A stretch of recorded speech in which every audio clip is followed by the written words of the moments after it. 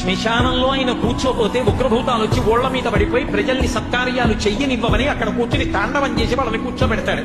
పార్వతీదేవి అడిగింది మహాభారతం అనుశాసనిక పర్వంలో, శుభ్రమైన కైలాసం ఉండగా, ఇంత ఐశ్వర్యం ఉండగా, చింతామణి గృహం ఉండగా శ్మశానంలో ఎందుకుంటున్నారని అడిగింది.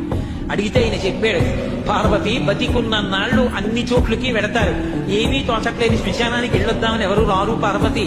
నేనంతవాణ్ణంటాడు, పొడుగ్గా ఉన్నానంటాడు, తెల్లగా ఉన్నానంటాడు, పండితుణ్ణంటాడు, పద్యాలు నాకు నోటికొచ్చంటాడు, ఉపన్యాసం చెప్పగలనంటాడు, నాకు పాటలు వచ్చంటాడు, నేను నాట్యం చేస్తానంటాడు, నేను అధికారినంటాడు, నా దగ్గర డబ్బు ఉందంటాడు, నేను పాట పాడగలనంటాడు. ఇన్ని ఉన్నాయనుకున్న వాడిలోంచి ఊపిరి బయటికి వెళ్ళిపోయిన తరువాత వాడిని తీసుకెళ్లి 4 కొత్త కర్రల మీద పడుకోబెట్టి చాప చుట్టి తాడు కట్టి పైన నూలుబట్ట కప్పి తీసుకొచ్చి అన్నీ తీసేసి కర్రల మీద పడుకోబెట్టి కాల్చేస్తుంటే జీవుడు లేచి నిలబడి పుర్రె పగిలిపోయిన తరువాత కన్న కొడుకు కూడా స్నానం చేసి వెళ్ళిపోతుంటే చీకటి పడిపోయాక, అయ్య బాబోయ్ చుట్టూ ఉగ్రభూతాలు, నా వాళ్ళన్న వాళ్ళు లేరు, వీళ్ళని నమ్ముకున్నాను, ఒక్కడు లేడని ఏడుస్తుంటే నేనున్నాను రా అని చెప్పడానికి నేను కూడా లేకపోతే చచ్చిన వాడు 1000 మాటలు చచ్చిపోతారని అక్కడ ఉన్నారు పార్వతి.